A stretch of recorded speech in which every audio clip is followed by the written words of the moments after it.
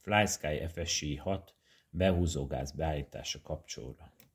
Bekapcsolom a rádiót, az okhígom lenyomásával belépek a menübe, a villáskulcsos menüben kiválasztom először a switch funkciót, ahol hozzárendelem a kapcsolót, a fly módnál kell hozzárendelnem az A, B, illetve D kapcsoló közül választhatok. Én most a B-t rendelem hozzá, csalágomb hosszú nyomásával kilépek, utána meg beállítom a dual rate funkciónál a 2-es csatornára, azaz ide, a behúzó gázt, ahol látszik már most a kapcsoló kapcsolásával, hogy van egy normális és sportmódunk. A normál módot fogom a rate funkcióval csökkenteni. Ez lesz a behúzó gáz.